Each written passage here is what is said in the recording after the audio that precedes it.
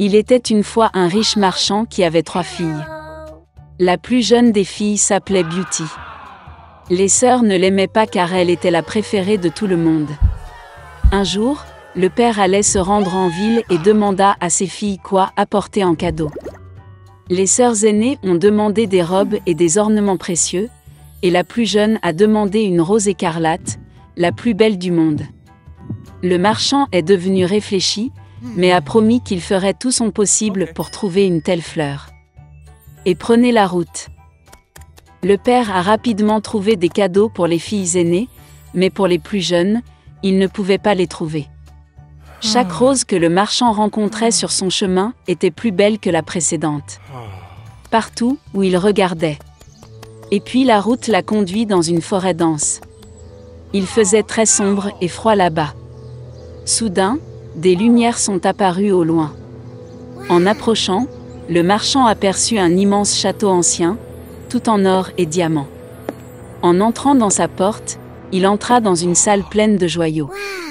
Il a vu qu'il y avait une table au milieu de la salle, et qu'il n'y avait pas de vaisselle dessus, et que tous les plats étaient en argent et en or. Mais le château était vide, il n'y avait personne. Le marchand pensait que le propriétaire viendrait probablement d'une minute à l'autre. Il a attendu 1 heure, 2, 3, personne ne s'est présenté. Le marchand ne put résister et s'assit à table. Après avoir mangé sur le ventre, le vieil homme a pris la route. Conduisant le long de la ruelle, le marchand aperçut un rosier d'une beauté sans précédent et se souvint de la demande de sa plus jeune fille. Il a conduit et a choisi la plus belle rose. Au même moment, la foudre a éclaté, le tonnerre a frappé, il y a eu un rugissement, et il s'est levé, comme hors du sol, devant le marchand et non pas une bête ou un homme, mais une sorte de monstre, terrible et poilu. C'était trop en colère que le marchand ait choisi sa fleur préférée au lieu de remercier le propriétaire pour son hospitalité. Le vieil homme était très effrayé et a dit qu'il ferait n'importe quoi, tant qu'il ne le tuerait pas. Pour une telle offense, la bête a accepté d'épouser une de ses filles. Mais seulement celle qui veut venir elle-même, par amour pour son père. Et si aucun ne vient, alors la mort du marchand. Le vieil homme était en deuil et décida de rentrer chez lui, pour dire au revoir à ses filles. Il ne voulait abandonner aucun d'entre eux pour une bête féroce. Je suis monté à cheval et je suis rentré chez moi. Ayant rencontré les enfants, il a fait des cadeaux à tout le monde et a raconté ses aventures. Les sœurs aînées se sont jetées sur la plus jeune, disent-ils, c'était de sa faute, elle a commandé une fleur pourrie, pour laquelle le père doit maintenant payer de sa vie. À quoi la belle a répondu qu'elle irait volontiers vers la bête au lieu de son père.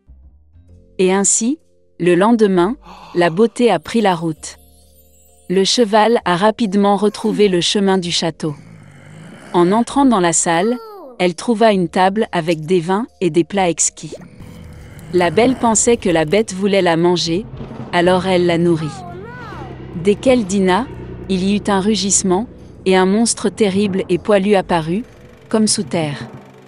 Et la bête a dit à la belle que puisqu'elle est venue elle-même ici de son plein gré, cela signifie qu'elle a bon cœur.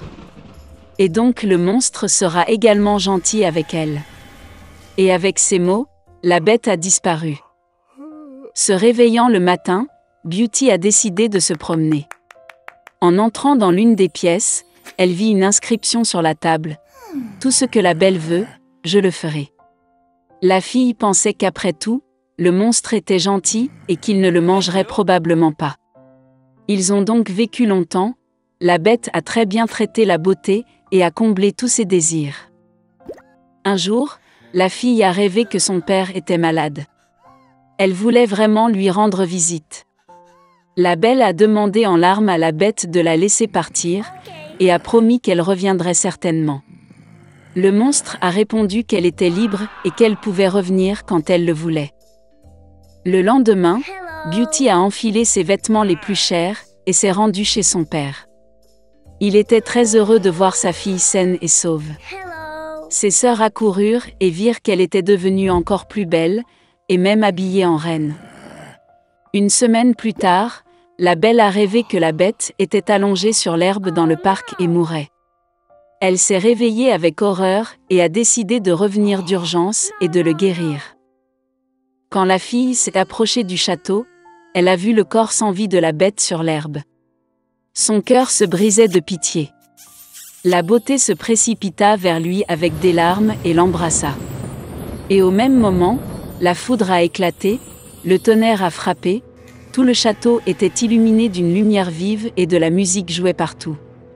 Le monstre disparut, et à sa place le prince le plus charmant gisait sur l'herbe. Il a dit à Beauty que cette fée maléfique l'avait ensorcelé et l'avait transformé en monstre jusqu'à ce qu'une belle jeune fille tombe amoureuse de lui et veuille se marier. La beauté lui tendit la main, et ils allèrent au château. Le lendemain, la belle et le prince se sont mariés, et ont guéri heureux pour toujours. C'est ainsi qu'un bon cœur peut briser un mauvais sort. Il était une fois une vieille chèvre. Elle a eu 7 enfants. Elle les aimait autant que seule une mère peut aimer ses enfants. Elle allait aller dans la forêt, apporter des herbes et des branches pour le déjeuner. Elle a appelé tous ses enfants et les a avertis d'avoir peur du loup maléfique. Il fait souvent semblant, mais vous pouvez immédiatement le reconnaître à sa voix grossière et à ses pattes noires. Les petits-enfants ont tout compris et ont assuré à leur mère qu'ils seraient très prudents. La vieille chèvre partit tranquillement. Peu de temps s'est écoulé. Soudain, quelqu'un a frappé à la porte et a crié d'une voix grossière que les enfants devraient immédiatement l'ouvrir. Mais les enfants de la voix rugueuse ont réalisé que c'était un loup. Ils ont répondu que ce n'était pas la voix de la mère, sa voix était gentille et fine, et cette voix était très impolie, ce qui veut dire que c'était un loup. Puis le loup est allé chez le marchand et s'est acheté un grand morceau de craie. Il en a mangé et sa voix s'est affaiblie. Il est revenu, a frappé à la porte et a demandé d'une voix mince aux enfants de l'ouvrir. Le loup a posé sa patte sur la fenêtre et attend. Et les enfants l'ont vu et ont répondu que les pattes de la mère n'étaient pas noires, mais blanches, ce qui signifie que c'était un loup. Puis le loup a couru à la boulangerie et a demandé de lui donner de la pâte. Le loup a oint sa patte avec la pâte.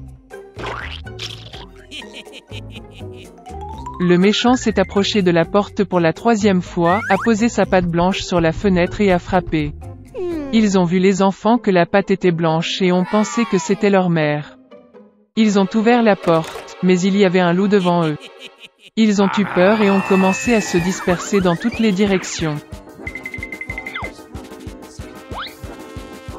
Un enfant a sauté sous la table, un autre sur le lit, le 3e sur la cuisinière, le 4e dans la cuisine, le 5e dans le placard, le 6e sous l'évier et le 7e s'est caché dans l'horloge du grand-père.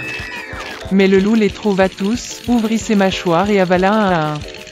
Une seule chose qu'il n'a pas trouvée, le plus jeune, qui s'est caché dans l'horloge. Après avoir mangé à sa faim, le loup est parti. Il s'allongea sur une prairie verte sous un arbre et s'endormit. Bientôt, une vieille chèvre rentra de la forêt. Oh, qu'est-ce qu'elle a vu là-bas? La porte était grande ouverte. La table, les chaises, les bancs ont été renversés, le lavabo a été cassé, les oreillers et les couvertures ont été jetés du lit. Elle a commencé à chercher ses enfants, mais elle n'a pu les trouver nulle part. Je les ai appelés par leur nom, mais personne n'a répondu. Elle s'approcha de l'horloge, et en réponse, il y eut une voix mince du plus jeune enfant. Elle l'a fait sortir de là et il a dit qu'un loup est venu et a mangé tout le monde. Comment la chèvre a pleuré pour ses pauvres enfants. Finalement, elle quitta la maison, et la plus jeune chèvre courut après elle. Elle est venue au pré, a vu, un loup gisait près de l'arbre et ronflait de sorte que les branches tremblaient. Elle le regarda de tous côtés et vit que dans son ventre gonflé quelque chose bougeait et pataugeait. Elle a deviné que c'étaient ses enfants et était très heureuse qu'ils soient toujours en vie. Elle a dit à l'enfant de courir à la maison dès que possible et d'apporter des ciseaux, une aiguille et du fil. Ensuite, la chèvre a coupé le ventre du loup avec des ciseaux, et de là, un enfant a sorti la tête. Et puis les autres ont sauté tous les 6, et rien de mal ne leur est arrivé. Quelle joie c'était! Ils ont commencé à embrasser leur mère, à sauter et à danser. Puis la vieille chèvre a dit que ce serait bien de donner une leçon au loup pendant qu'il dormait encore. Ils ont tiré des pierres et les ont fourrées dans le ventre du loup. Une vieille chèvre a recousu son ventre, mais il n'a rien remarqué, n'a même jamais bougé. Le loup a dormi, s'est levé et a eu une telle soif dans son ventre qu'il a décidé de boire l'eau du puits. Il s'approcha à peine du puits, se pencha vers l'eau, et de lourdes pierres le tirèrent au fond du puits. 7 enfants ont vu cela et ont commencé à danser de joie avec leur mère. C'est ainsi qu'ils ont enseigné une leçon au loup maléfique.